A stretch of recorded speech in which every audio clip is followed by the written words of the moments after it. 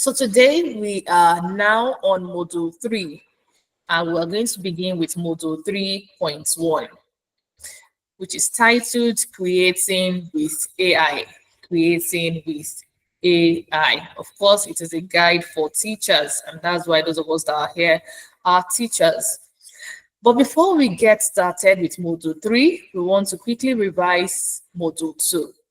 So remember that last week we learned about the advancement of AI in educational practices. We learned how to select, how to make our choices from all the AI tools that are available, how to select the right one for what fits what we are supposed to do or what we intend to do, and ways for us to integrate AI into our lesson planning. Remember that we practice some tools, and then I told you also to go ahead and practice it, and you gave me lovely feedback about those tools as well. So remember that we said those tools can be used not just for lesson planning, they can be used for assessments, and they can also be used for classroom management. So I don't want to waste time because I want us to have enough time to ask questions, and we have about 3 activities within today's session. So we're just going to go straight into Module 3 so that we'll have enough time for our activities and we'll have enough time for questions and also for filling of our attendance. So what are the learning objectives? What are we supposed to have learned by the end of Module 3, which is about creating AI, creating with AI rather, right? The first objective is that we expect that you should be able to explain the principles of instructional design. Instructional design might be a new word to you, and it might not be a new word to you. But just as we have people that are called instructional designers, we as educators also do a bit of, what is called instructional design when we plan for our lessons and when we deliver it in the classroom. So in this lesson, you will learn now about the principles of instructional design for AI integration. That is how you can integrate AI into instructional design. We also expect that you should be able to identify when to use AI in your teaching and how to use AI in your teaching. And then we expect that you should be able to develop an AI-generated educational content. So last week was like we learned a bit about, at least we were introduced to some tools, but in this class, you're going to be generating an AI educational content. So let's start with instructional design with AI. And some people might be asking, what is instructional design? So instructional design is basically, it's a systems approach, right? It's procedural, and it's an approach that allows us to analyze any instructional experience, design that experience, and work on how to develop the experience. After you've developed the experience, you now implement. Implement is when you are not actually using that thing. You have started practicing with it, doing it real life, right?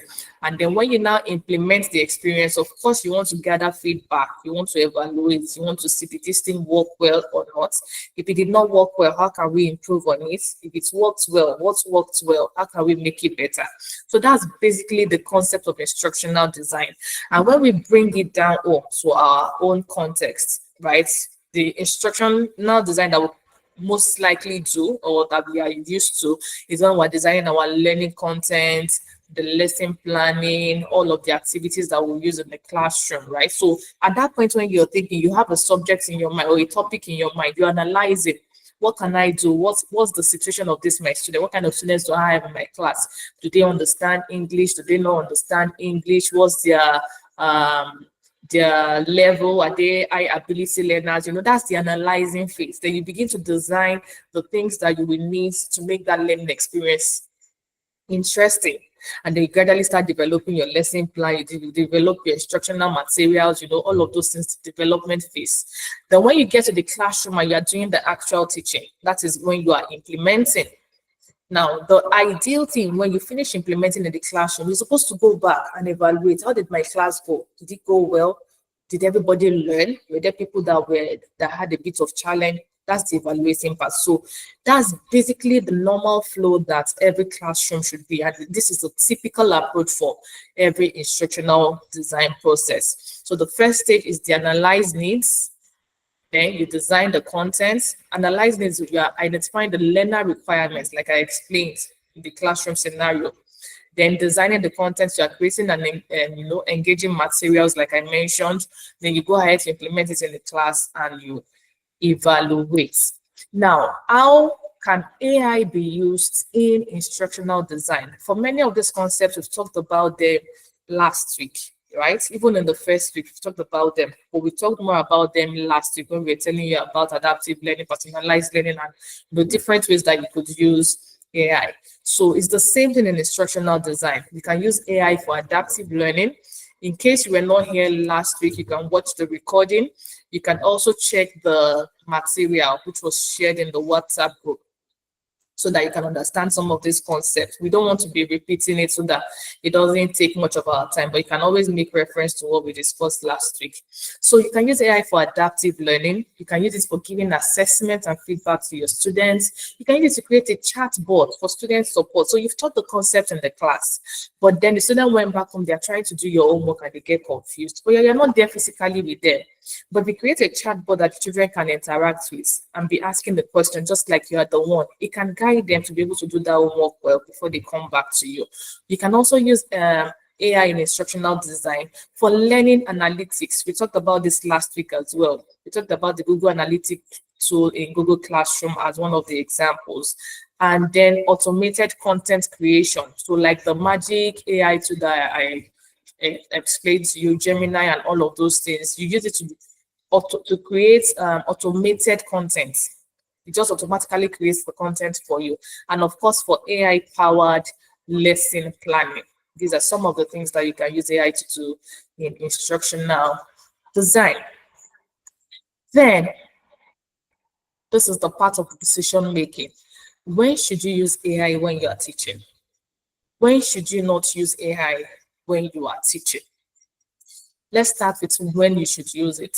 Number one, you should use it when you are trying to achieve personalized learning.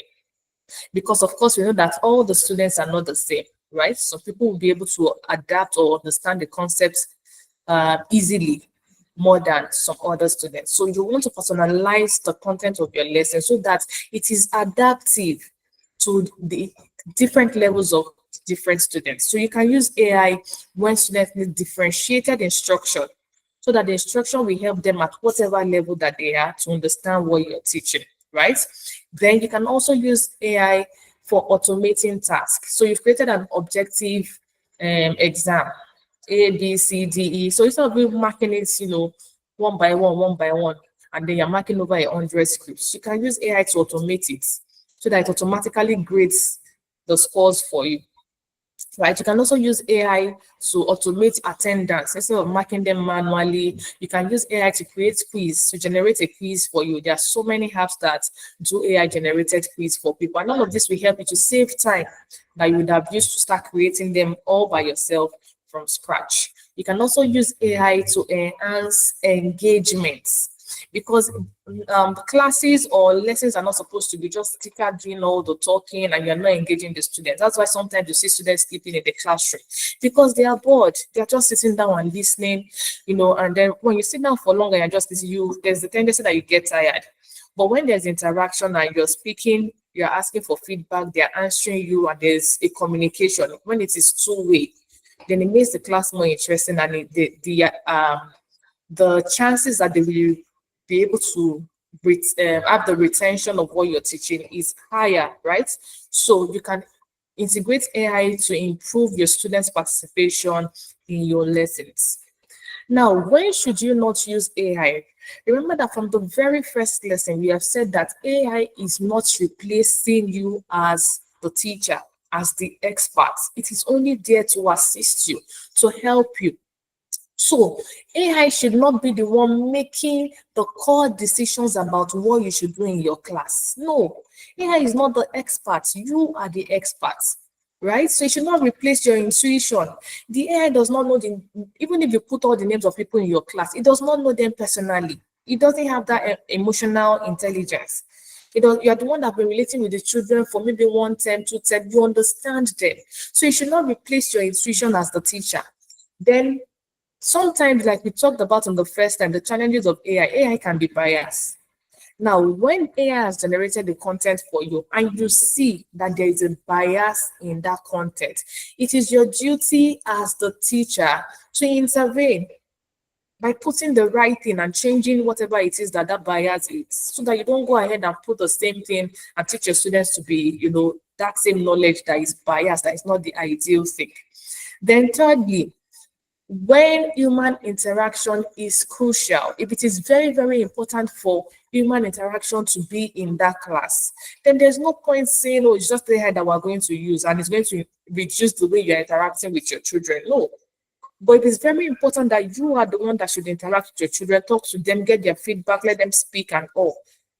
Then there's no point using AI for such classes. So we need to be very mindful of when to use AI and when not to use AI. AI is not ideal for all situations. There are some times that you will know that, no, I'm not supposed to use AI in this particular lesson. So let's do a quick activity. For this activity, you're going to type in the chat and I'm going to unmute a few people to also let us hear their view, right? So we want to see some scenarios and analyze whether to use AI or not to use AI in these scenarios. Now, scenario 1, a teacher wants to provide instant feedback on essays. Scenario 2, a math teacher wants to encourage critical thinking in problem solving. Scenario 3, a history teacher needs AI-generated quizzes for revision. In which of these scenarios should AI or will AI be helpful? And then you can see that at the bottom of the screen, we gave some examples of AI tools. So which AI tools would be useful for those scenarios and which one? And then, no, for the ones that AI would be helpful, which of these AI tools would be helpful for those scenarios? And let us know if there's any one of them that AI will not be helpful for. So the way I want you to answer is in the chat. You can say scenario 1, AI is helpful. Scenario 2, not helpful. Scenario 3, helpful. Do you understand? Later. Someone has unmuted the mic. Please mute your mic. Scenario 1, helpful. Scenario 2, helpful. Scenario 3, not helpful. So let's type that in the chat. Let's do that in the chat quickly. I'm going to be reading our feedback. That's what I want to see. Scenario 1, you tell us if it is helpful or not. Thank you. I'm seeing some feedback already. Nasir says scenario 1 and 3 AI can be helpful. Thank you so much for that feedback. Abdullah says scenario. Okay, you didn't mention which of the scenarios, just a scenario. Okay, Imrana says it is helpful in scenario 1. Muhammad Abibu also says it's helpful in scenario 3. Okay, Ibrahim says it's helpful in scenario 1. Somebody says it is helpful in 1, 2, and 3. Thank you so much for that feedback. Aminu says it is not helpful in scenario 1, but it is helpful in scenario 2 and 3. Aisha says it's helpful in 1 and 3. Ibrahim says it's not, he doesn't think it's helpful in scenario 2. A lot of people believe that it is helpful in scenario 1 and 3. That's the majority of the answer I'm saying. Nasir and Imrana says it is not helpful in scenario 2. Thank you so much for the lovely feedback. I would like say maybe 2 people who would want to unmute themselves and share with us the reason for their answers. So if you would like to unmute yourself and share with us, kindly raise your hand. Please raise your hand and then we'll call on you to share with us. Who would like to speak? You want to speak? So unfortunately, you are done. Unmute and share what he thinks with us. Hello, everyone. Hi. Okay, I said AI will be helpful in all the scenarios. Why? Simply because when you want to enhance student critical thinking in mathematics, AI will help you to suggest a difference questions and you can have a interactive session with student, that is to Mm. personalize student performance. So you can use AI for that. So that, therefore, AI will be helpful in that aspect. Thank you so Secondly, much. Yeah, go on, sir, please. secondly, in revision, so Mm. you can be able to provide different questions Mm-hmm.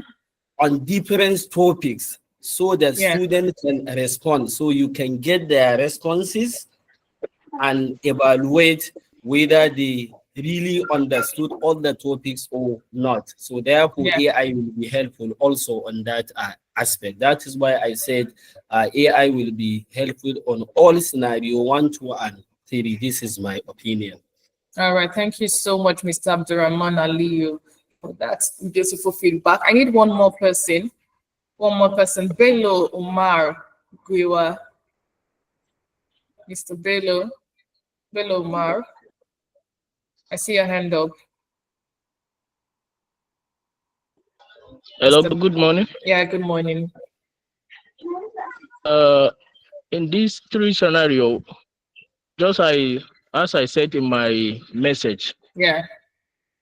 that AI would be helpful in 1 and 3, in scenario 1 and 3, but not Okay. in 3 and 2. Okay. Simply because in scenario 1, Mm. it has to do with Okay. feedback. Therefore, AI would be helpful there. Yeah. Likewise, in scenario 3, it has to do with history, which you have to search for certain things that happened in the past while providing your work to the student. So therefore, Mm-hmm. AI will help you there. But in scenario 2, where it has to do with critical thinking, I don't think AI would be helpful there because AI may not have the emotional feeling to have critical thinking there. That's why I said AI may not be helpful in scenario 2. And this is my own opinion. Thank you so much, both of you, for the beautiful feedback. I really appreciate your feedback. All right, so give a feedback on what I think would be ideal, right? So, like majority from the charts. In scenario 1, you are looking at providing instant feedback on essays. Of course, you can easily do that, instant feedback, right? Because it helps you to save time and you want everybody to be able to, you're able to give everybody feedback instantly. So not that one person is waiting for his own turn to get feedback. No, immediately when they finish and they need feedback, they are getting it instantly. AI is very helpful in that scenario, right? Then, for example, a tool like say maybe photo math, if it's a math activity, I think that would be helpful. Or you could even use a tool like maybe Chat GPT. If it is something that has to do with literacy, typing, checking grammar corrections, and all of that, a tool like Grammarly would also be helpful because if there's a spelling error, a grammar error, Grammarly will quickly point it out. The person will see it immediately. Scenario 2, a math teacher wants to encourage critical thinking and problem solving. Remember, the AI tool is not human. It is not human. So there are some things that it will not, you are the one that know the process or where the direction that you are moving the children to. So, and like the last speaker said, it is not emotionally intelligent. There are some things that the child will say or your students will say, and you know how to easily give a feedback based on that person's, because you know the child one-on-one. But the AI too does not have previous knowledge or understanding of the child, and it does not have the direction that you are, taking that your lesson or class to. So encouraging critical thinking or problem solving might not be ideal. The AI might not be very useful in that particular one. So you need to be the one that you do the activity by yourself to help the child as you want them to. Then scenario 3, it needs to generate AI generated quizzes. So of course you can do that easily with AI, with tools like Kahoot. Even ChatGPT can help you to quickly generate AI quizzes for revision. So that is how to respond to that one. Now, furthermore, in decision making and how to integrate AI in teaching, we've looked at when to integrate AI. The next question is, how should I integrate AI? Number one, when you want to identify learning goals. Now, I'm sure some of us or many of us here should know what is called Bloom's taxonomy, right? is like a triangle, and it goes from like the lowest level to the top level. The lowest level is like the level of just remembering. And for many people, when they set their learning objectives, your learning objectives are still set at the remembering level. Children should be able to define, children should be able to list, children should be able to, just basic, just what you teach them, they should know it. Some people just cram it and then they give it back to you. But then ideally, when you're teaching the class, you should be able to take the children away from that remembering level up onto a higher level where they can create something new with that thing that you have taught them, or they should be able to evaluate and sort and categorize because they understand that thing now and they can put it in another scenario or in another perspective because they have a full understanding of it. Now, if you are not sure how to create your learning objective based on that Bloom's taxonomy to take your children away from the lowest level of understanding to the higher level of creating, you can use AI tools to help you generate learning goals or learning objectives that help you achieve that. Number two is how to selecting AI tools carefully, right?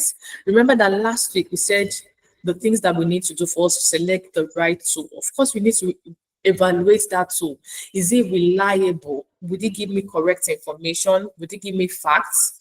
Is it free of bias and all of that, right? And is it effective? Somebody mentioned last week, is the AI too simple to use? Is it a tool I can use, or is it something I'll be struggling with? So you need to also, think about all of those when you're considering how to integrate your AI. And then monitoring AI effectiveness. So you should always regularly assess whether the AI that you have used in your teaching is helping your students improve the understanding of the concepts, is helping them do better in the assessments or the homework or classwork that you are giving them, right? But if you are using the AI tool and it's not improving the students' progress in any way, then maybe you want to reconsider and see if you try another tool, will it do better? Will it help them achieve better outcomes? And also, remember that when you're using AI, do not rely solely on the AI. Always blend whatever you get from AI with your traditional method of teaching. Make sure that you, as a teacher, the students still feel your own authenticity as the class teacher, that the lesson is not looking foreign. Is it still my same teacher that is teaching this? Make sure that they feel your presence as the teacher there. You are just blending what the AI generates with, to you as an add-on to help improve the quality of what you are teaching. Okay, now let's consider a few more scenarios and still look at whether or not to use AI in these scenarios.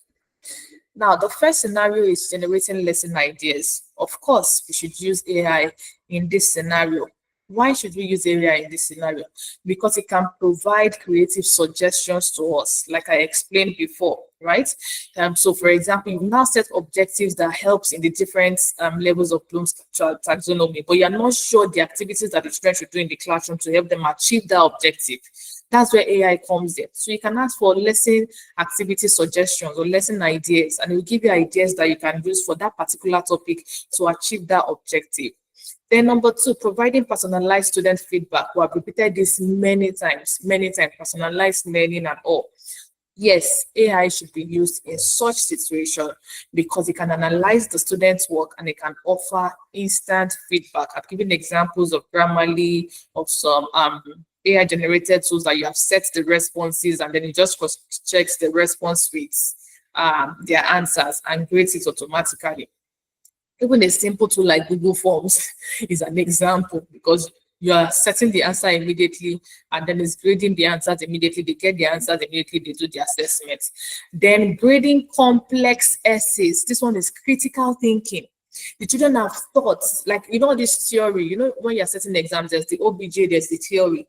AI can help you in grading the OBJ, but the theory that the children have thought about it, they've used their own words, they have to reason critically, link one thing to the other. How do you want to prompt the AI to mark different children's exams that they are written in different ways, right? So it's complex essays. Please do not use AI in such concepts. It's not that it cannot do it. It will do it, but it might deprive some students because some students probably that have special needs might have answered it in some way. But the AI does not know that student that, oh, this child is a special needs child, and for him to have answered this way, this is the level, he might not know all of that. You are the one that knows it. So it will not be very helpful in that situation. You as a teacher should be the one to understand, because you know the reason why that child has answered in that manner, and if that child merits a particular score or not. Then lastly, in explaining emotional or ethical topics, you cannot use AI for this one, because we've said it many times that AI is not an emotional being, right? It doesn't know emotions. And then ethical topics, things that has to do with ethics, AI might be biased in that situation. So it is you as the human that has emotional intelligence that will be able to do the best job in that scenario. Okay, so this brings us to module 3.2. Module 3.2, Introduction to Generative AI for Teachers. Now, we're getting closer to where we are going to do some activities. Sorry, my second device is logged out. I'm trying to reconnect on it. Okay, Introduction to Generative AI for Teachers. Now, what are we trying to achieve with this model? What's the learning objective? The first thing is that we want you to be able to explain the concept of generative AI and its relevance in education. So, okay, they are talking about generative AI. What is it? And how is it relevant to us as teachers or in education in general? Then number two, we want you to be able to understand the basics of prompt engineering. So somebody saying, what is prompt engineering? Remember last week when we were practicing how to use some of those AI tools I told you about, you were typing some things. When I was also doing a description of how to use a particular tool, I was typing some things there. Those things that I'm typing there, they are the prompts that I'm giving the AI tool. So the AI tool will analyze those my prompts and it will use it to give me a feedback. So we want to teach you the basics of how to prompt any AI tool that you are using, how to craft effective prompts so that you get the kind of answers that you really want. Then also, we'll also want you to be able to apply these principles of prompting so that you're able to refine AI generated content. Because sometimes when you prompt AI, and it gives you a feedback, it might not give you exactly what you want. So how do you use the principles of prompting for you to refine your initial prompts so that it gives you exactly what you're trying to achieve? Those are the things that we're going to be talking about in Module 3.2.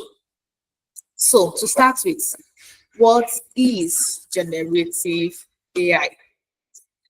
Please, again, a kind reminder, remember to stay till the end. Remember to stay till the end of the session. We will be sharing the attendance very soon, right? When I share it, I will tell you that, oh, I have now shared the attendance. It is in the chat. When I say it is in the chat, I don't mean it is in the WhatsApp group. It is in the chat on this call only. That same place where people are typing their responses, that is where you will see it. And I will be sending it over and over, right, for a period of time so that everybody would be able to see it. Please tell your colleagues, because there were some people on this call last week that were giving some narratives that are not true. So we always share it only on the call. We don't share it in the WhatsApp group. So please stay till the end and look out for the attendance link. Thank you so much for your cooperation. So what is generative AI? Generative AI refers to artificial intelligence models. Of course, you know, when you hear artificial intelligence, AI is the short for artificial intelligence, right? So generative AI basically helps us to generate new content. New content. It's not like go and get a content from somewhere. No, it generates a new content. And that content could be text, it could be images, it could be videos, it could even be audio. And all of this that it generates for you is based on whatever prompts that you give to it, right? So it generates new content. It doesn't just go and look for one content from somewhere and start refining. No, it is your own content that it generates. It's very, very new based on whatever you tell it to do. Because it's not like the AI knew from the start that today one Omar will come and ask me to do this. No, Immediately you come to it, you say, give me this. It generates that content newly. That is the power of generative AI. Now, so what are the benefits of generative AI? Number one, of course, it saves time, right? Because it helps us in content creation. It reduces your workload as a teacher. It helps you to achieve a lot of things very, very fast.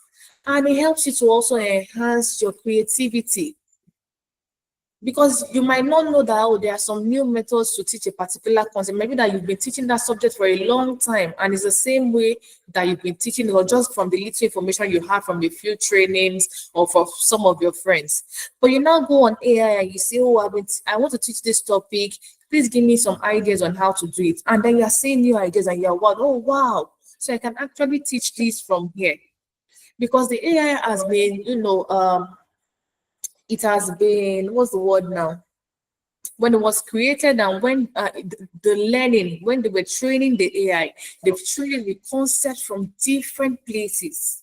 So it has a vast knowledge of different methodologies to teach a particular concept. So it helps you to enhance your creativity when you are teaching concepts, right? And AI also helps you to support differentiation. Differentiation helps you to cater for the different learning abilities of your learners. Now, if it looks like a difficult task for you, how would I help this child? But no matter how you teach this child, does not understand. Then you can use AI and say, explain how that child is.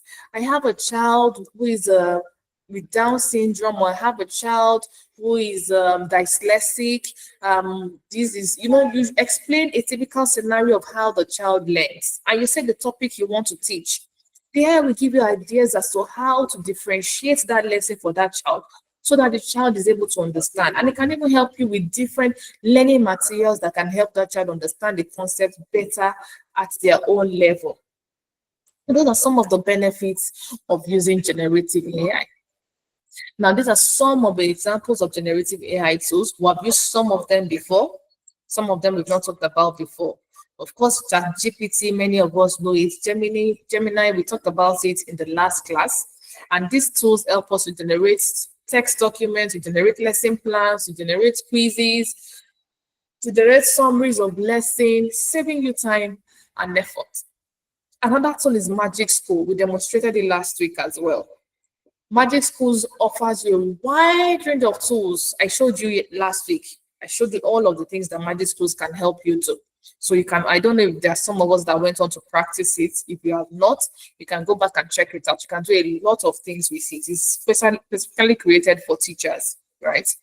Then the third one is Canvas Design. Now, Canvas Design also helps us to generate AI posters and presentation. So you see how this our presentation is that I'm just sliding and they look colorful. You can use Canvas to generate something like this. You want to do a training for teachers in your school. Maybe after you've learned this, some people, they were not, privileged to join the class. You want to share your knowledge and you want to create an AI presentation. You can have something like Canvas design a presentation for you.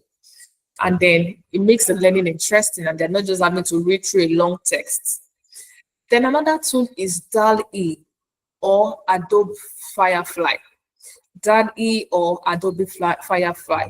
These ones, they generate images. Images that all you need to do is a prompt. Give me an image of blah, blah, blah, blah, blah, and it generates very beautiful images that you can use to explain whatever concept that you're teaching in the classroom better, right? That you use for visual aids. And then there's another one called 11 Labs. So what 11 Labs does is that it converts your text to speech. All you need to do is type your scripts. And then you even have you can get a picture, right? You can use DALL-E to generate an avatar. That's the picture. And then you put the text that you want it to say. That's if you don't want to maybe do a video of yourself speaking.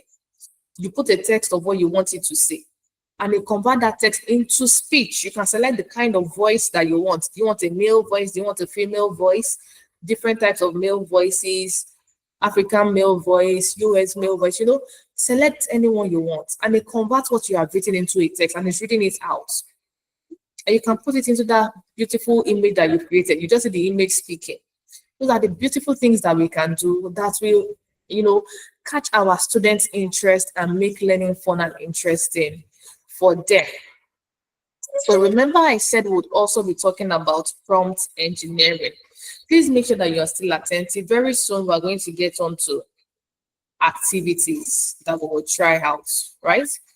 So prompt engineering. What is prompt engineering?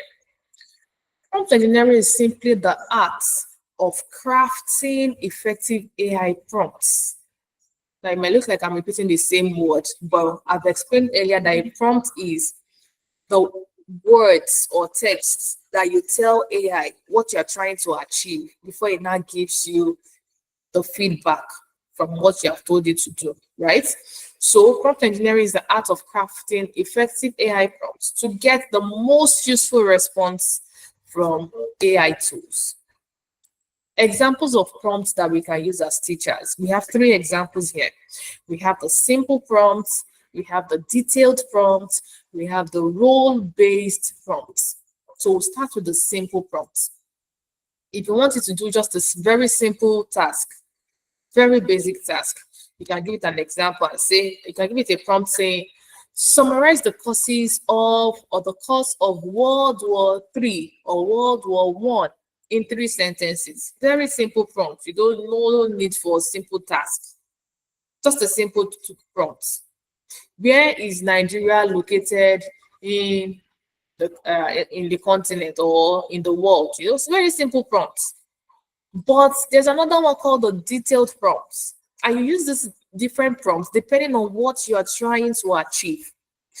Now, a detailed prompt is used when you want a specific output. There is something that you are trying to achieve, very specific output.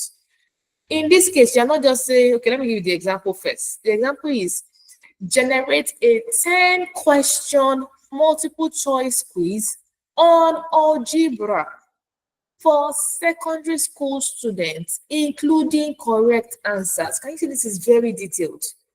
I did not just say generate a multiple choice quiz for me on algebra.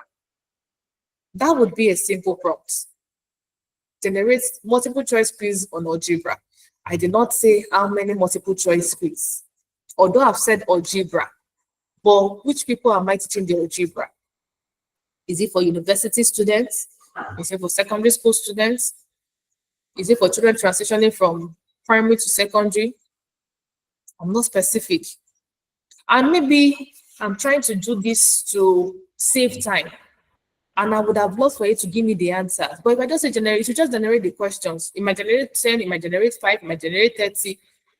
But it might not put the answers because I did not ask you to give me answers. So that means I will have to be looking at it one by one to be looking for the answers. That's further waste your time that you're trying to see. But this detailed response is telling it exactly what I want because I know the goal. I'm trying to save time. I'm trying to generate questions from my students very quickly.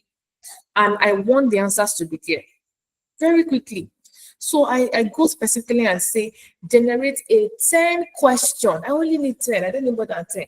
10-question multiple choice quiz. I did not just say generate a quiz because you can go and generate just a paragraph text. But I said multiple choice quiz. That's what I want on algebra. For who? Secondary school students. And what? Include correct answers. Very detailed.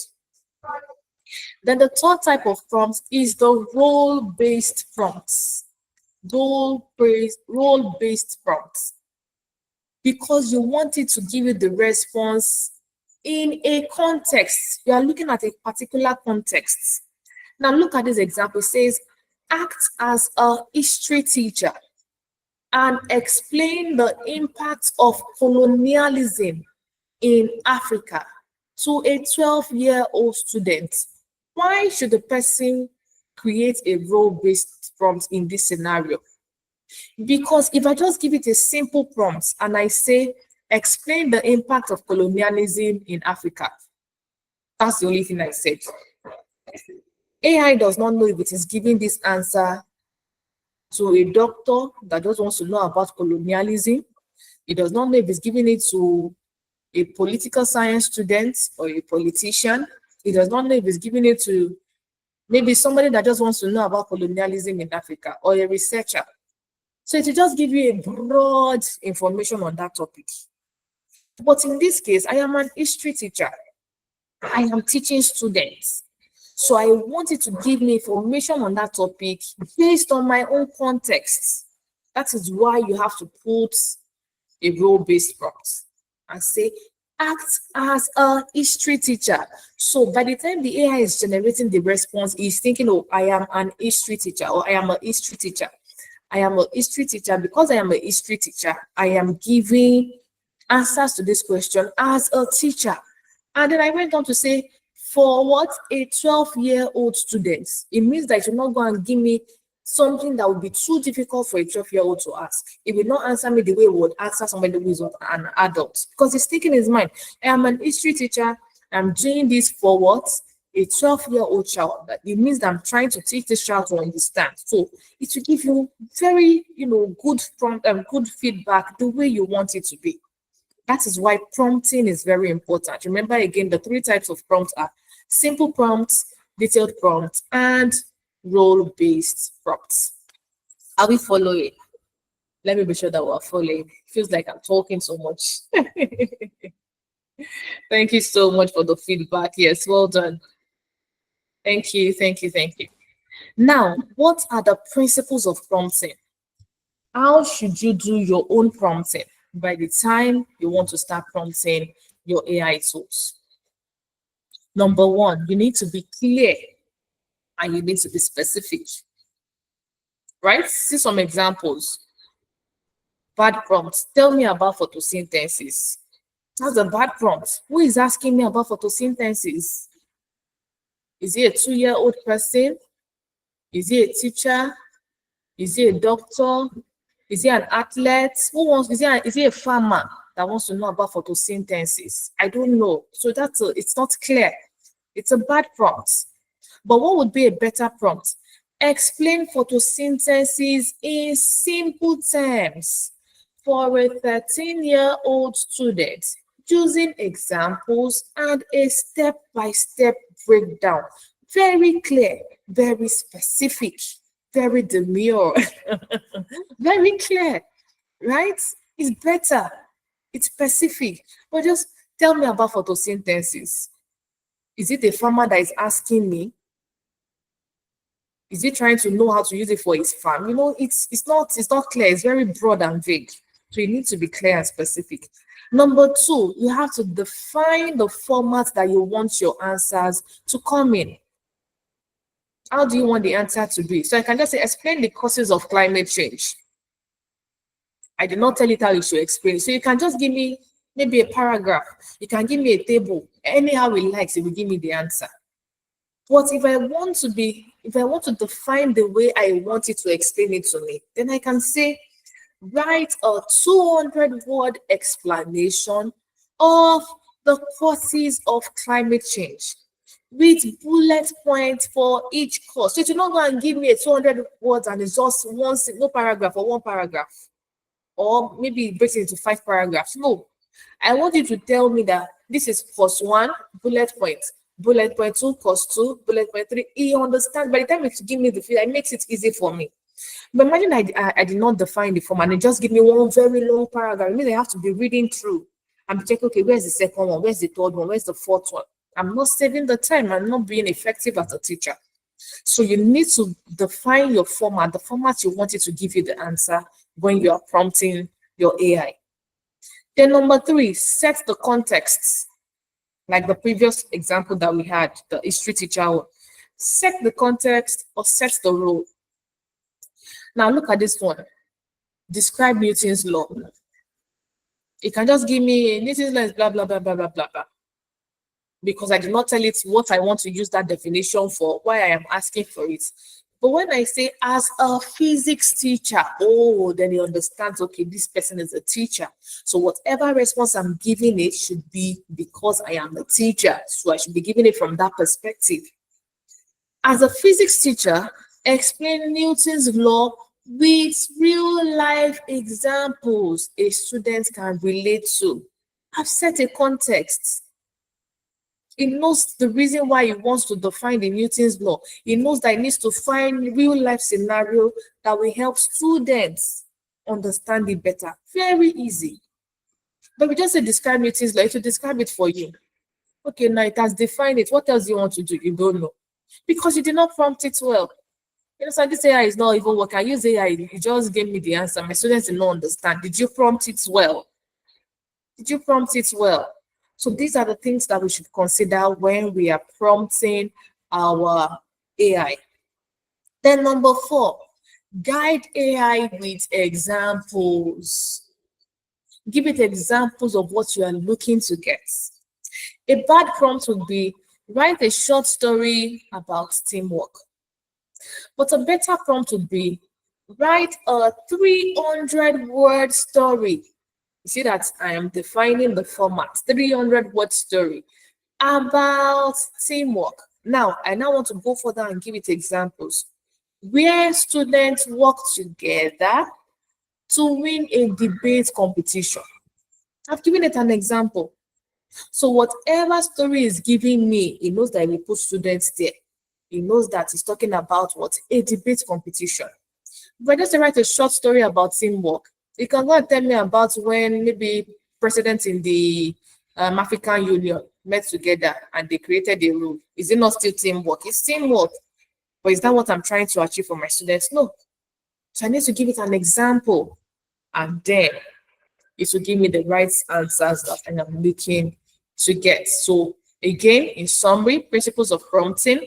Number 1, be clear and specific. Number 2, define the formats that you want your answers to be in. Number 3, set the context or role. Number 4, guide the AI with examples. Guide the AI with examples. Now, you already know how to prompt AI. You also need to learn how to refine the prompt for better results. Because sometimes you give AI a prompt, it gives you an answer, but if you know this answer can be better, this is not exactly what I'm looking at. So how do you refine the AI so that you're able to get the better results of what you're actually trying to get? Now let's look at some examples. I say, explain Shakespeare's play. What's the problem with this prompt? It is too vague or too broad, right? I am not being specific. I'm not very clear. I'm not defining how I want it to be, the format. I didn't define it. So how can I refine this prompt to be better? I would say, summarize 3 major themes in Shakespeare's Macbeth. In what? 200 words. And it does not mean that this is the best way this prompt can be. Depending on what you're trying to achieve, you can still add more things to it. You can still add more things to it. You can say in 200 words and 5 paragraphs, right? You can make it better the way you want it to be. See example 2. Tell me about AI. It's too broad. Tell me about AI. What exactly should I tell you about AI? Now imagine now we've been learning about AI for the past 3 weeks. See the lots of things that we've talked about. I just say tell me about AI. What exactly should I tell you about AI?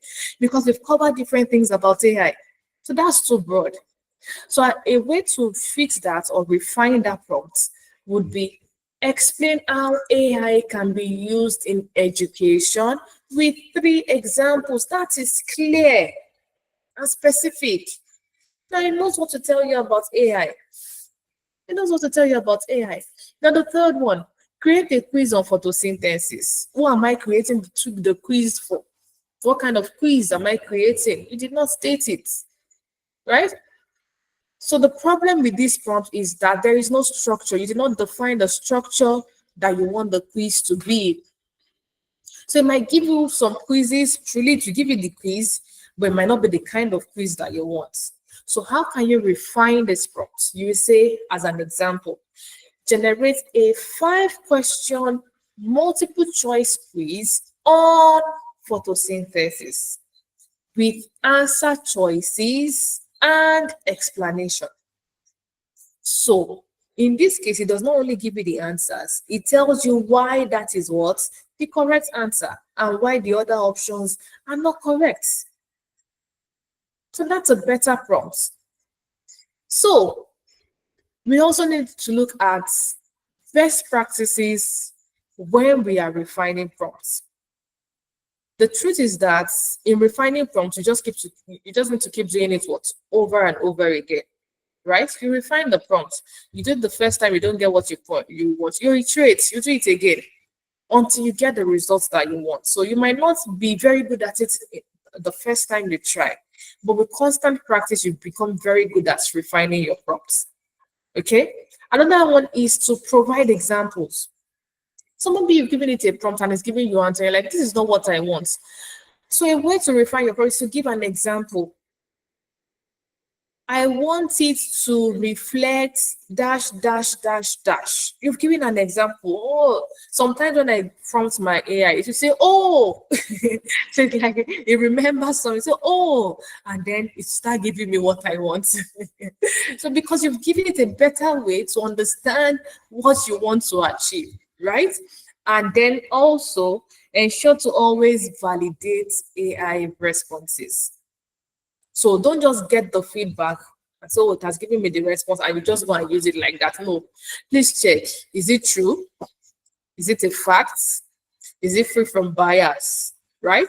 Before you go ahead to use any AI response in your classroom, so that you're not going to go and teach your students things that are not right. Okay, so now we are going to go to the second activity. The first activity was when we talked about when to use AI or when not to use AI, those three scenarios.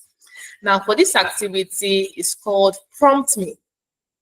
Prompt Me, right? And here I'll be teaching you how to refine AI generated responses. How to refine AI generated responses. So let me quickly do an example. Hope you can see my screen. Let me go to, can somebody give me an example of a prompt for any subject? Where is my Gemini? Let me check the chat. Somebody give me a prompt in the chat. Or let me even give everybody a prompt and see. Can you try to find a prompt in your subjects to use? Environmental pollution. Thank you, Abasaliso. So I just say, what is environmental pollution? What is environmental pollution? So just a second, and it's trying to get it. Can you see? It has given me a lot of things on environmental pollution. It gave me definition. It said here's a breakdown of key aspects. It talks about the pollutants, the types of pollution. It tells me about the causes, effects, and all of that, right? But then remember that, please, what subject do we do environmental pollution in? Is it biology? What subjects? Please give me, I need responses in the chat. What subject do we use environmental pollution? We've picked an example already. Don't worry, you guys will go on and do your own examples. Geography, okay, is that geography? And biology as well. I think it's more related to biology than geography.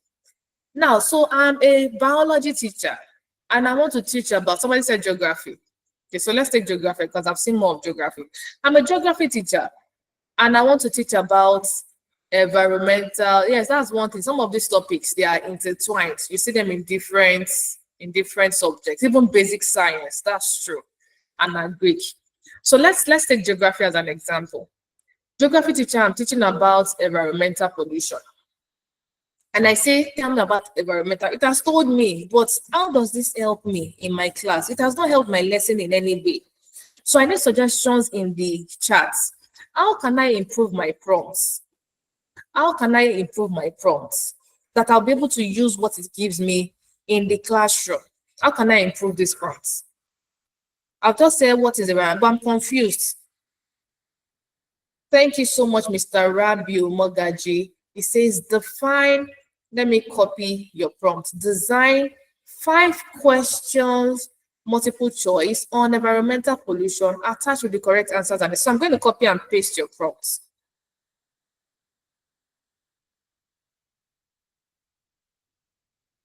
Thank you so much. Now you see, it says absolutely, because now it gets more context as to what you're saying. And it goes on to say, here are 5 multiple choice questions about environmental pollution with correct answers and explanation. Which of the following is the primary source of air pollution? You gave me the correct, so you gave me the options, you gave me the correct answer. And it gives me the explanation why that is the correct answer. 2, 3, 4, 5.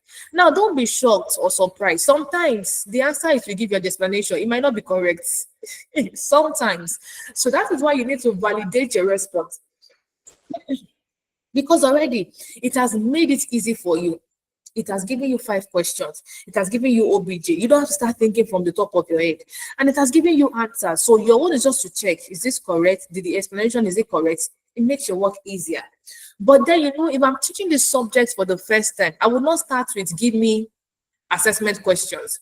I need the lesson activities that I would like to use before I get on to it.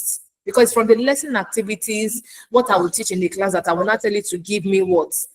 The questions to ask the students. So this should be like the last thing that I'm asking it to generate for me. So please, when you are designing a lesson, don't start with asking it a question. We're just showing examples of what a good prompt could be. Can we see? I'm saying other examples of prompt. Now, Siri says, hello, Gemini. Help me with a 2-paragraph note of not more than 200 words about population for a 4-year student. Absolutely, that's a good prompt. That is a good prompt. I'm seeing another one by Abdurrahman. It says, as computer studies teacher, list the generations of computers with technologies associated with each generation, with relevant examples for SS1 students. Fantastic. Fantastic. I want you to use this one as a case study, right? The reason why, thank you, Mr. Abdurrahman Aliyu, for that. The reason why I want to use it, I have not used AI before by saying SS1 students, SS2 students, because I am not sure if it understands the concept of our own nomenclature for classes. So let's see if it knows what this SS1, SS2, SS3 means, right? Let's see if it can give us what the right, but I want to believe it should be able to. Let's just try it and see. Fantastic. Generations of computers for SS1 students. It has given us. However, let me tell you what you need to understand. Although it says for SS1 students, you know that Gemini, we did not give it, we are not the one that trained this Gemini. So it does not have, it was not trained based on the Nigerian curriculum for computer studies. It does not know what is there. So there are chances that some of the things that it will give you might be too broad for an SS1 student. So if you want to confirm what you can do, if you want to confirm, you can do, remember I talked about it was in the first class also, that's a general concept that is known everywhere is when you use maybe grade 1, grade 2, grade 3, or year 1, year 2, year 3. So SS1 would be like primary 1 to 6 is grade 1 to 6 or year 1 to 6. So GSS1, GSS2, GSS3, SS1. That's 4 more classes. That would be grade 10, right? 7, 8, 9, 10. Grade 10. So you can confirm and say it's just basically a communication. What was the question we asked again? Let me go and check it. Now this is refining. I'm trying to refine and be sure. Where's our prompts? Aha. Generation of computers with technologies associated. Control C. I can even ask it a question and say, can you confirm that these explanations and examples, did we ask you for examples?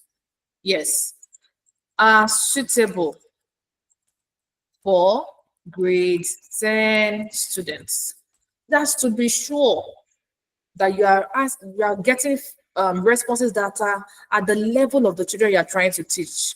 Because they might not understand SS, they might just remove the SS1 as it's thinking about your answer and just put students. And they might be giving you an answer for maybe university students. So this will help you to validate your response to some level. And then of course you need to check your what's it called, your curriculum again to see that it fits into what you're supposed to be teaching at that particular age for the children. So you see, it says yes, absolutely. The explanation and examples provided are suitable for grade 10. Do you see that? For it's trying to tell me that it knows what SS1 mean. That's why I put in brackets SS1 in some educational systems. It's letting me know that I know what SS1 is. That is why I put it in brackets. Here is why. And we put the age for you to understand. Grade 10 students are typically around 15 to 16-year-olds. Do you see? So this helps you to validate whatever it is that you are building. Are we following? So these are the ways for you to refine and test your what's it called? Your prompts. So let me give us like 5 minutes each. You can open maybe Gemini for an example, or any tool that you have, maybe ChatGPT, anyone that you're already used to. So let's practice it. Even the prompts that you have put in the chat, you can copy somebody's prompts. You can create one for your own subject, try it in your chat and refine it. When it gives you the answer, if you are not satisfied with the answer, ask it another question. Do at least like 2 refinements, right? And let's see how it goes. Let's do that for about 5 minutes. This is 11:09 at 11:08, right? It's 11:08 or 11:09. In the next 5 minutes, I'm going to ask us for our feedback. So please do it for any subject of your choice. Try to refine, put a poor prompt, a simple prompt for a start. You know, we've done 3 different types of prompts: simple prompts, detailed prompts, and then the third one, the role of context-based prompts. So put a simple prompt. When it gives you the feedback, then refine the prompt again and see how it helps you with it. Can we practice it? I've done one for you. You're still seeing it on my screen. You can copy prompts from the ones that have been written, or you can develop your own and try it out. Let's do that quickly. So one thing about learning is you don't just, when we just sit and we listen to a teacher teaching and we don't get to practice it, with time we forget it. But when we are practicing as we are learning, then the knowledge stays with us and it's easier for us to go and try it later. Because the truth is that some people now, after this lesson, they might not come back to practice again. You might not come back until next week Friday to another class. But when you are here and we say practice and you go on to practice, you'll be more confident to try it later. So let's practice. We have 4 more minutes. When you finish practicing, you can come and share with us in the chat. First prompt, second prompt, third prompt. So just type in the chat your first prompt. Tell us what your second prompt was. Tell us what your third prompt. So just copy and paste from the tool that you used so that we can review it together. Then I will allow maybe 1 person or 2 people to share with us how this went. Please practice. Don't just listen to me. Please practice. Practice, practice, practice. We're learning, practice. If you're done, you can raise your hand. Then I'll call you and I'll ask you to share with us what your prompt was, how you refined it the second time, and if you got a better response. So anybody that is done with their prompting and they've refined their prompts like once or twice, can let us know how it went. Let us know how it went.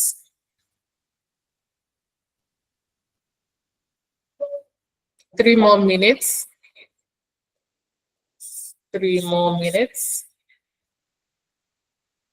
Okay, Mr. Musa said it was very nice and fantastic. I want to see examples of prompts. So prompt 1, you tell us the first prompt. Prompt 2, you tell us what you changed it to. Prompt 3, you tell us what you changed it to. Mr. Abdurrahman, was this your first prompt? No, I don't want to say it was very nice and fantastic. You see the way people were typing their prompts as a computer studies teacher, as an history teacher, as a this, or what is the environmental pollution? What is all those questions that people were asking? I want to see the prompts. Try it out in any any AI tool that you've been using. And then type the prompt here. Let us see it. Oh, thank you so much. I've seen one. Oh, I see a beautiful comment from Mr. Lawa. I say, keep doing the good job, Vicky. You're superb. Thank you so much. Thank you so much. That's great. Thank you. I appreciate it. Yes, Mr. Nasir, SS1 is the same as year 10 in education system. Oh, was this your prompt? Great. Kenan Baba say first from generate 5 multiple questions on computer hardware. Okay. Nasir says is SS1 the same as year 10 in educational system?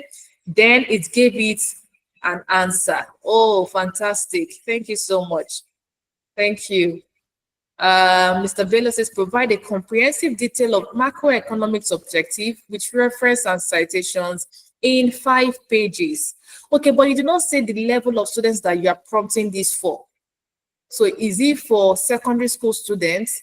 Is it for, maybe mention the class so that it helps it to give you a specific answer for those grade of students. Shafir says, I used Gemini and the prompt was explain in details the following types of network. Okay, did you list the networks? Oh, okay. Rabbi Magaji says, I used simple prompt first and then it gave you the answers. All right. And then you later change to something else. That is great. Ken and Baba, I see your feedback as well. Well done. Thank you so much, everyone. Okay, Shafia has sent the responses as well. Beautiful. Okay, 5 minutes is over. Well done, everyone. Well done. Well done for practicing.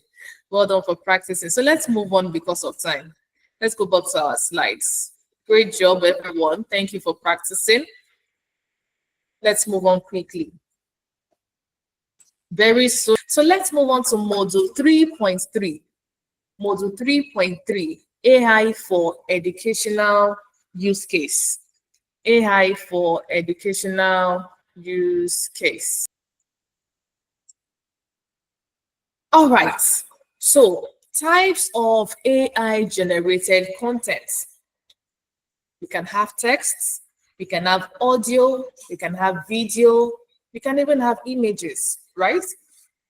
Now for texts, you can generate lesson plans, quizzes, or summaries, and we can use tools like ChatGPT or Gemini. For audio, you can use text-to-speech reading materials. You can create voice narration with tools like 11 Labs I've mentioned before. You can create podcasts with those text-to-speech tools, right? You can use natural reader. That's another AI tool again. Then for video, you can create animations or AI generated videos. Some people even use it for their YouTube. It's simply AI generated. You don't have to sit in front of a camera and record themselves anymore, right? And you can use tools like Canva AI and Synthesia to create such animations or AI generated studio content or videos. Now, so how can we as teachers use AI for content creation? Number one, you can generate a quiz and worksheets in seconds, like we've demonstrated then for those 5 multiple choice questions, and some of you have practiced this. You can also create the summary of your lesson for students that might need revision notes. Then you can use the text-to-speech tool for students that are visually impaired, maybe students that are not seeing, so they can't see what you are writing on the board. They cannot see your Google slides, but they can hear. So your text-to-speech, you convert it to text-to-speech so that they are listening to the audio of what you are saying. And then you can also use AI videos, explainer videos for complex concepts to make it easier for them to, because of course, we have visual learners, we have auditory learners, we have kinesthetic learners.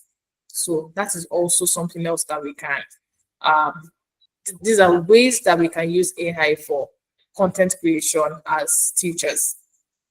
Now, how do we effectively interact with AI in education settings? What are the do's and don'ts? Now, one thing that you should always do, remember that you should always give clear instructions. Remember that you should always define how you want the output should be. Should it be numbered? Should it be in bullet points? Should it be in paragraphs? Do you have a particular structure you always use for your lesson? Do you want it to follow that structure? Do you want to phrase the statement in a particular way? You can give it an example of the statements so that whenever it's giving you the answer, it's giving you the answers using that statement as well, right? And remember, specify the grade level. Tell us the class, so that when it's giving you the response, it's giving you something that is appropriate for that class level. It's not giving something that is too difficult for them or something that is too easy for them. Now, for the don'ts, do not use vague prompts. You see all the examples of all the bad prompts and vague prompts. They are too broad. So it will not be able to give you detailed and context and responses that are in your own context. So don't be vague when you are prompting AI. And do not expect AI to guess what you need. It cannot read your mind. So don't expect it to guess. You're the one that will tell it what you want with examples, right? So that it understands what you're trying to achieve and gives you the results that you want. And also, don't assume that AI understands your needs.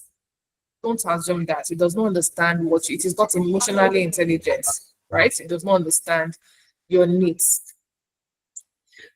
Did you know that you can co-create textbooks and digital resources with AI? Now, so let's look at how AI helps you in resource creation. AI can help you to draft a full book. It can. It can help you to draft the chapters, what the chapters should be.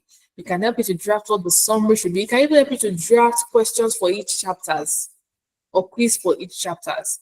Many people use AI to create a whole textbook or maybe a book on a particular topic, and they sell it. They sell it, they make money from it, right? So an example, a teacher wants to create a math workbook for grade 8 students. What will grade 8 be in our own context? Let me see if you understand the calculation I gave you before. Thank you, Mr. Mohammed. It's a very interesting training. What is grade 8 in our own context? What class is grade 8? GSS 2, SS1. Fantastic, Zainab. So grade 8 will be GSS 2, but at least we validated that AI knows what JSS 2 is, even if we type JSS 2, right? So a teacher wants to create a math workbook for grade 8 students, focusing on fractions. These are the steps that you can use to create that workbook. So sometimes you say, they did not give us workbook in our school. We don't have workbook. You can use AI to create a workbook and print it out and give your students to practice. So you can use ChatGPT to generate explanations and example problems, like the algebra example that we did before. Generate 10 multiple choice quiz on algebra for grade 8 students or for JSS 2 students. Then you can use Canva to design printable worksheets. So you know that AI to only give you the text, all of the text image. Then you open Canva. Canva helps you to make beautiful designs, book cover, right? You cannot find a cover of all the mathematical symbols, division, plus, minus, algebra. You put all the elements there. And then you are designing maybe boxes and putting each questions, copy the questions from ChatGPT, paste it in those boxes you created on Canva. Number 3, use AI text-to-speech tools to create an audio guide for each chapter. So you can open a tool like Natural Reader and then put a guide. Maybe you prompted the ChatGPT for that. You refined your prompt and say, generate an audio guide for each chapter of the book or for each question, or for the explanation of the answers to each question. That's audio. So you can generate, you now copy that text, put it in Natural Reader, it converts it to audio for you. And then you go back to your Canva and you say, listen to the audio explanation. Hyperlink text. When they click on it, it takes them to your Google Drive where you have stored the audio recording. Very easy. Number 4, use AI image generators to create visual representation of fraction problems. So maybe you have asked it, what is a quarter of 8, right? You cannot use AI image generator to say, generate an image of a quarter of 8 or a quarter of 8 oranges, right? And it generates that. Even inside of Canva, it has an AI image generator that you can use. So that when the child, and this thing helps children in reasoning, they're not just reading text. If they don't understand it, they cannot comprehend the text that is the question is written in. If they see the picture, it helps them to understand the text better. So they're seeing the written version, they're also seeing an image that is explaining what you have written.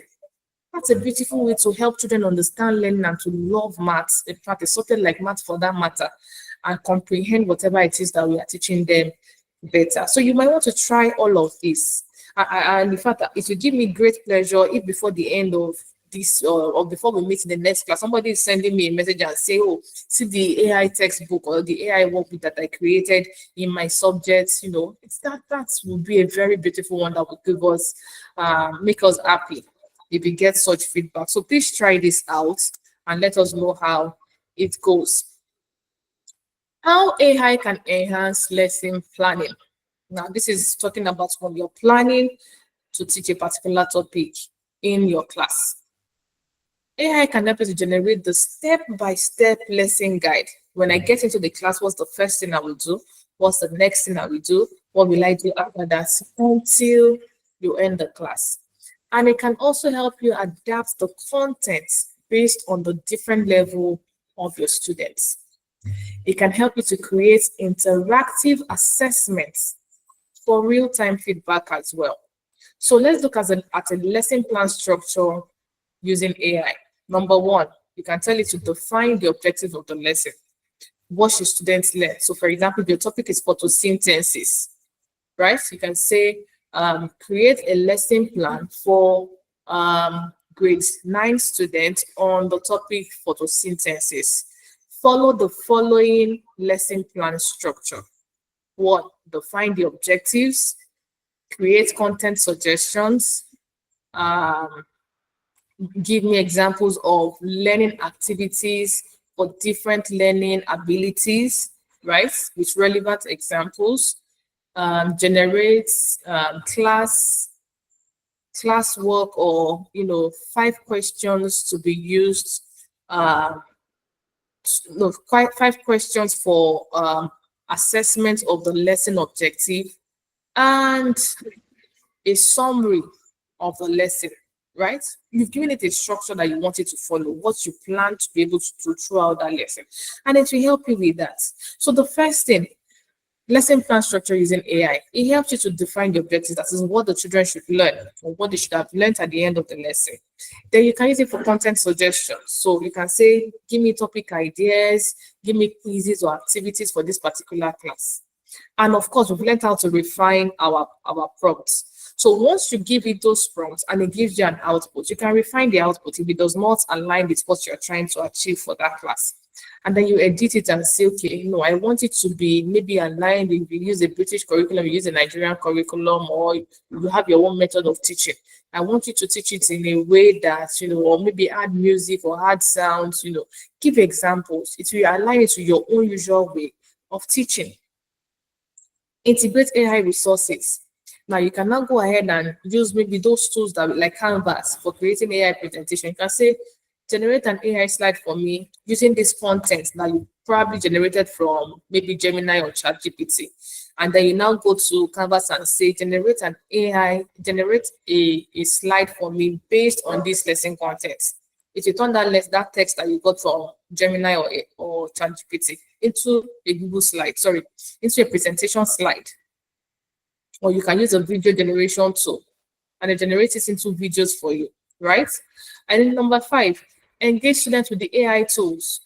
So also, as you are learning to use AI as a teacher, if you have the opportunity, teach your students to also interact with AI, because whether we like it or not, AI is here to stay.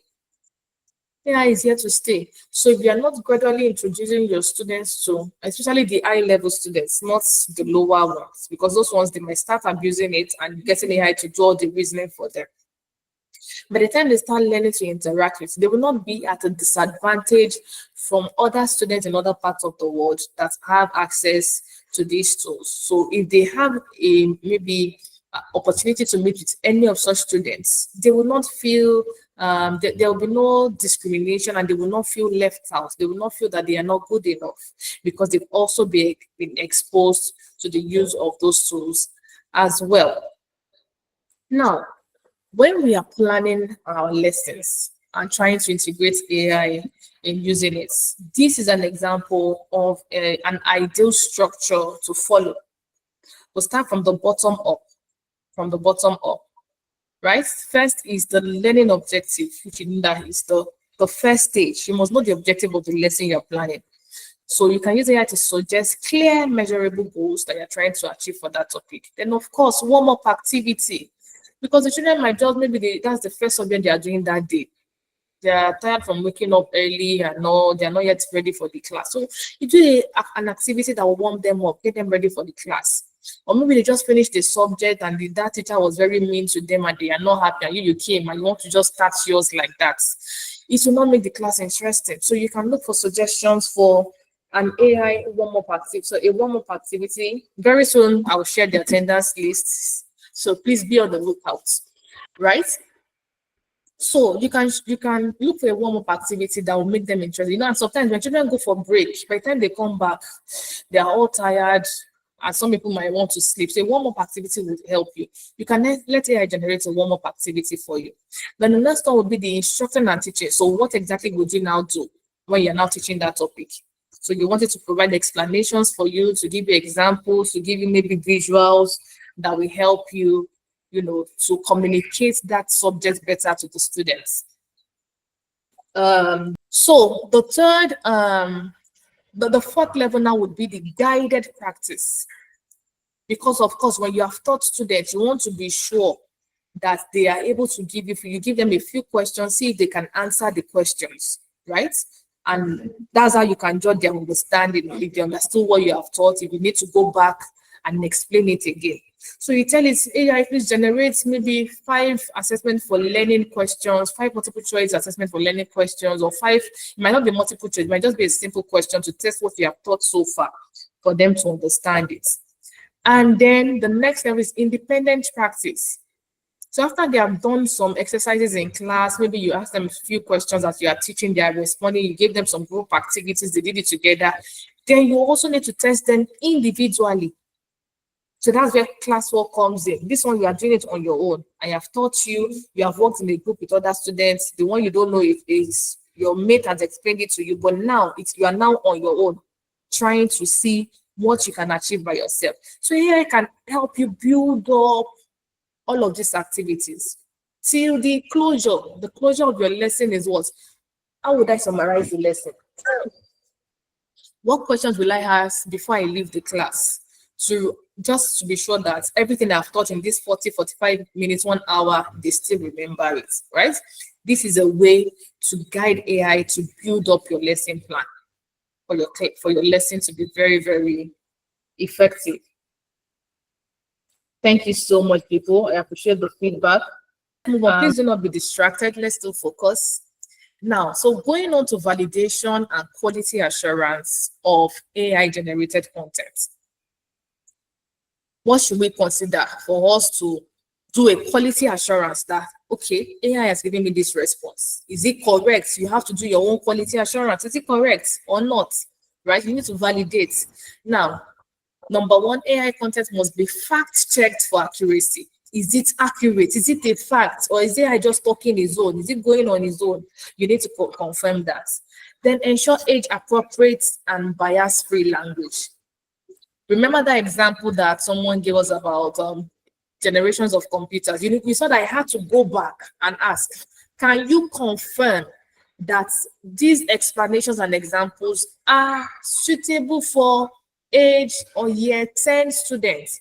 you must confirm that they are age appropriate. And then after checking your age appropriateness, right, you also need to validate the relevance to the curriculum.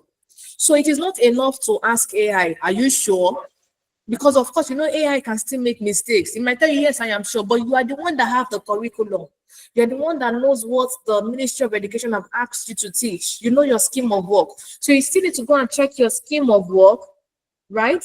You still need to check your scheme of work and be sure that the content that you have is what you're supposed to be teaching for that class. So don't just say, AI knows everything is correct. No, you need to still validate.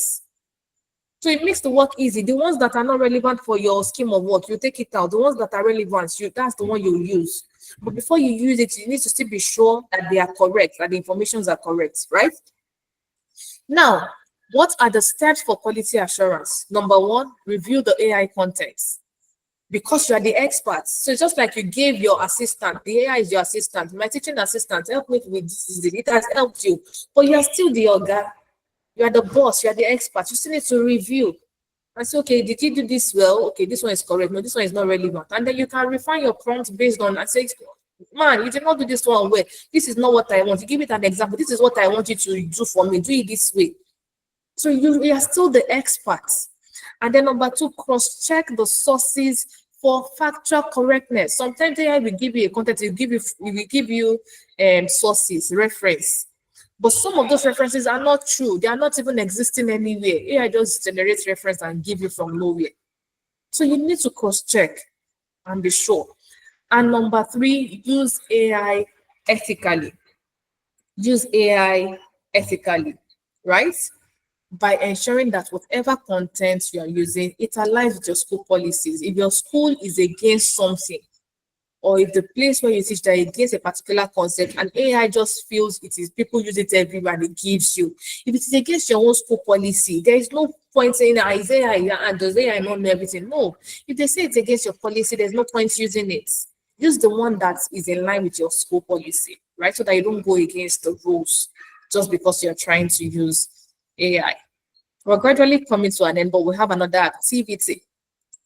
Who agrees with me that doing these activities helps us understand better? Now, the third activity is AI enhanced lesson plan design. AI enhanced lesson plan design. What are we trying to achieve? We want to develop an AI enhanced instructional strategy. AI enhanced instructional strategy that we can use for our lesson plan. I think that will be the last thing we'll do for today. So let's go to this activity. Now, I want you to try and generate a 10 minutes lesson plan in your subjects. 10-minute lesson plan. Choose the topic. So, for example, if I am what subject now? What subject have I not used? English. If I'm an English teacher, I can say generate. I'm not giving you my prompts, but I might decide to choose because somebody will go and copy my prompts now and do it. We've learned about prompting, we've learned how to refine a prompt. So choose a topic in your subject, maybe phrases, right? And then generate a 10-minute lesson plan on phrases. Remember, we've given you a structure. Let me go back and show you the structure of how to create a lesson plan, what AI can help you to. So let me leave this page open. So use any AI tool of your choice, the ones you've been using before, ChatGPT, Copilot, Gemini, anyone, Magic School, and create a 10-minute lesson plan on any topic of your choice in your subject area. Let's see if we can do this for another 5 minutes. Then when we're done with this activity, we'll take questions and we'll call it a day. We'll take questions and we'll call it a day. All right, so now we are practicing. We're trying to generate an AI tool. You want to generate an AI tool. You want to generate a lesson plan, a 10-minute plan in your subject area. After the 5 minutes, I will call on about 2 people to unmute and speak. Then if we have enough time, I might demonstrate an example for you. Then we'll take questions and go. Abdurrahman. So right now we are generating an AI tool. Please, if you are on this activity, if you have started working on your lesson plan, can I say a thumbs up? Please give me a thumbs up. Let me be sure. Oh, fantastic. I see one by Afsat Bello. So here is a 10-minute lesson plan on verbs for grade 10 students. Understanding verbs. So you see, it gave her the objective, materials, lesson plan. Beautiful. Afsat, can you share the prompt that you use in the chat? Let's see the prompts. Let's look at the prompts that you use to generate this. I'm interested in it. Please share the prompt. For everyone that have done theirs, oh, glad to know that's a Mano. For everyone that have done their own, please share the prompts that you use. After you have generated your lesson plan, then we want to see your prompts. Type your prompt in the chat. Let us see. Bello Ahmad is saying he did not see the attendance link. Kindly help us share it for him again.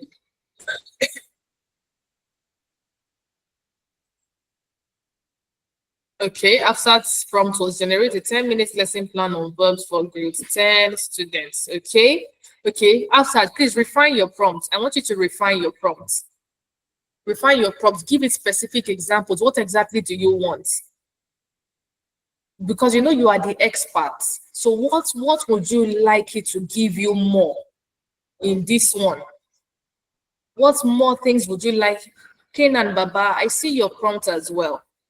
But you are just doing the exact same thing that I've seen. I want you to prompt it further, make it a detailed prompt. These ones are still looking like a simple prompt. Make it a detailed prompt. What do you want it to include as it's generating that lesson plan? What should it include as it is generating the lesson plan? Thank you so much, Blessing Sharon. She says, generate a 10-minute lesson plan in English language on nouns for grade 2 students with examples and make 2 sentences for each. That is a detailed prompt. That is a detailed prompt. Well done. Wow, Abdurrahman Adi, you scored 100%. Well done. You've been attentive from the beginning. I've been seeing your name since the beginning of today's session. Thank you. Mr. Musa, the attendance will be shared again. We've shared it about 2 times already, but it will be shared. Wow, a lot of people scored 100%. Shafi or Aminu scored 100%. Abba scored 25 out of 25 points. Fantastic. Fantastic. Well done.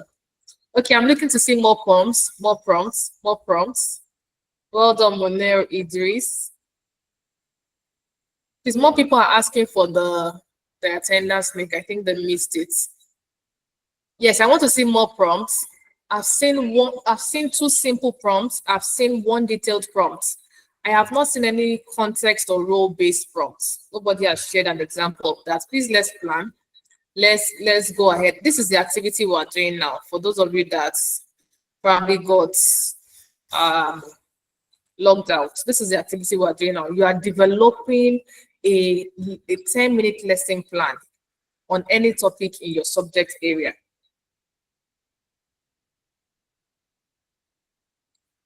Okay, Afsa, did you refine the prompt? What's the new prompts that you use?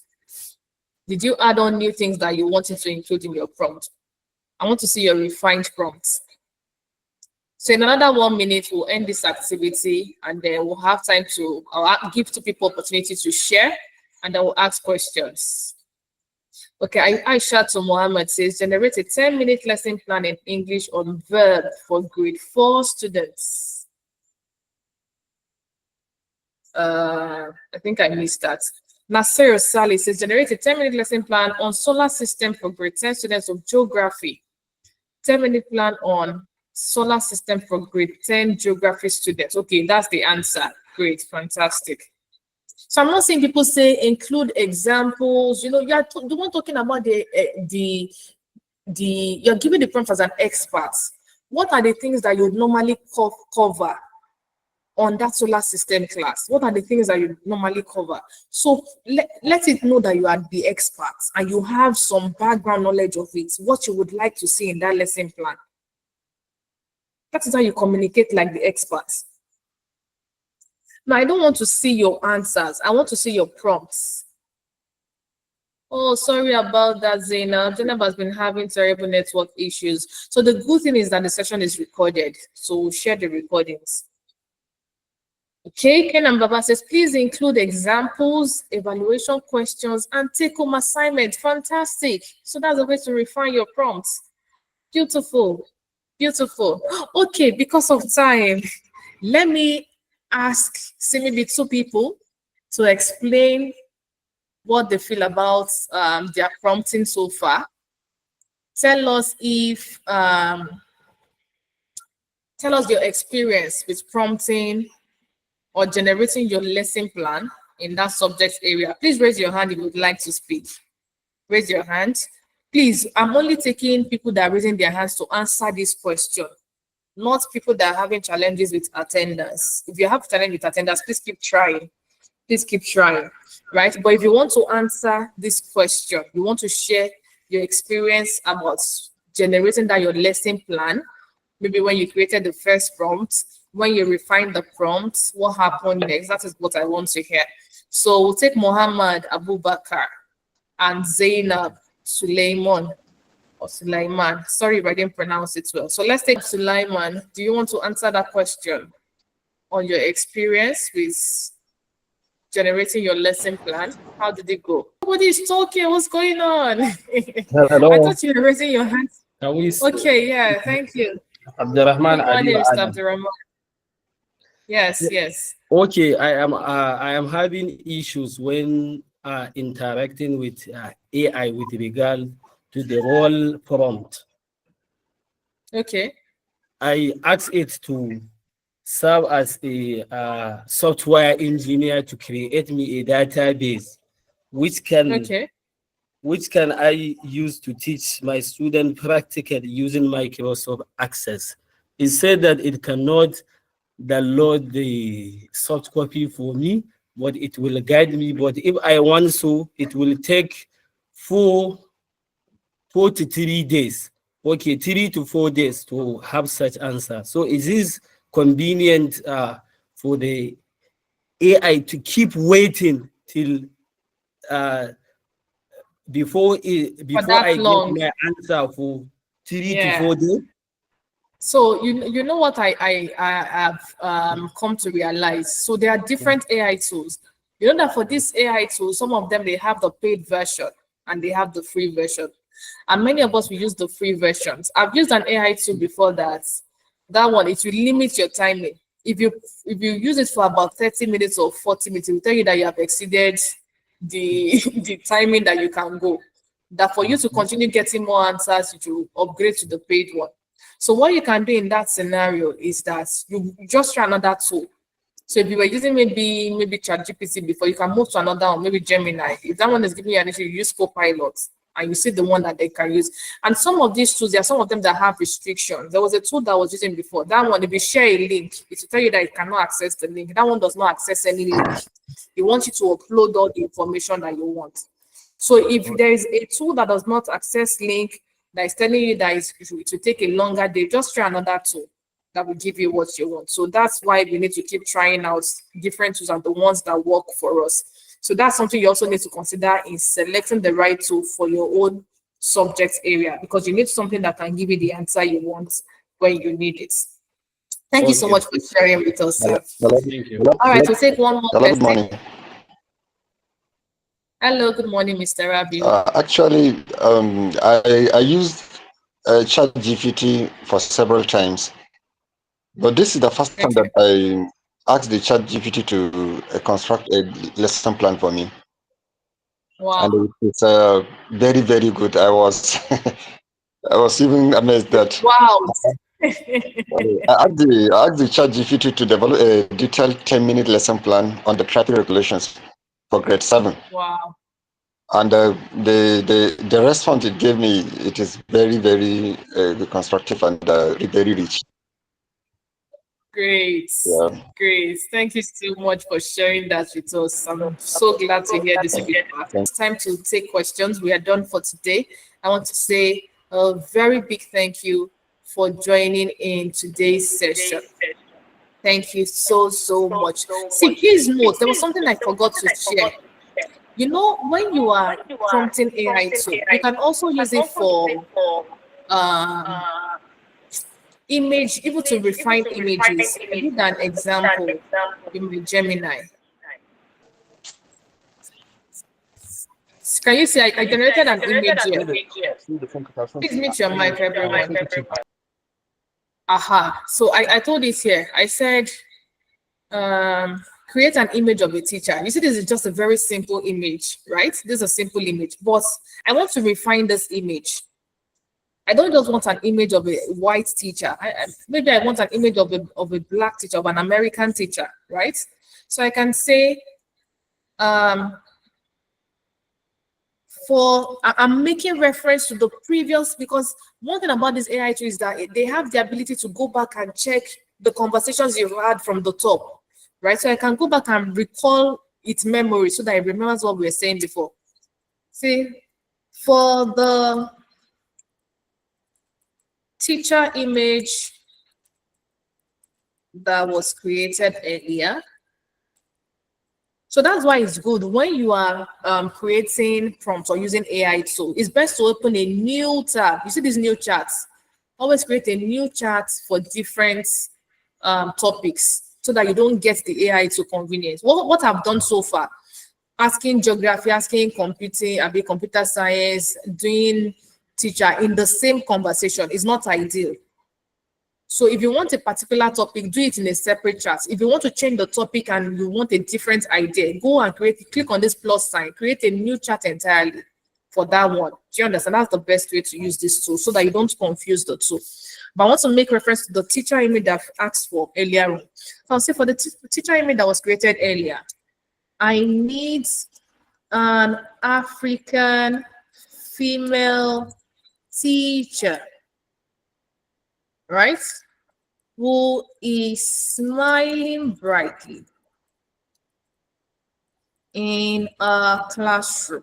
So this is just to let you know that it is not only text that you can refine.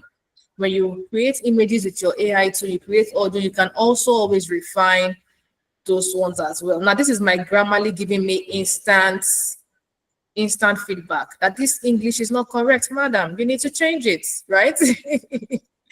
So I can decide to change it for the teacher image created earlier. It's telling me this is not relevant. Just say teacher image created earlier. And then I click on this. So it said, just a second, creating your image, and this is the tool. So this is an integration in Gemini that is helping us create an image. So I'm just trying to demonstrate to you that it is not only text that you can refine, you can also refine. Can you see? Do you see that? Do you see that? This is what I'm looking for. An African female teacher. The skin color has changed from what I had before. So, because there was just a simple, create an image of a teacher. Which teacher? Is he a man? Is he a woman? Is he wearing a cap? Is he a black man? Is he British? So, you know, I didn't state who I want. So he just gave me any teacher. But then I refined it. I said, this is not what I want. I need an African female teacher who is smiling brightly in a classroom. The same way when you are teaching different topics, you can generate image that explains that concept of that topic that you are teaching. And if it does not give it to you well, you can refine it and it will give you what you want. So I just wanted to let us know that before we call it. And on that note, I want to say a huge thank you. Thank you. You are fantastic. You did a great job at staying till the end, by participating, by doing activity 1, activity 2, activity 3, by writing and sharing your prompts in the chat, even for the refining of your prompts, by engaging, by sharing beautiful feedbacks in the chat.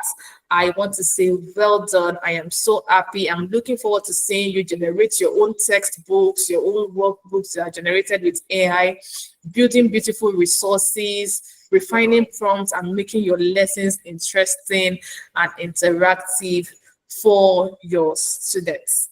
So on this note, I will see you next week. Bye-bye.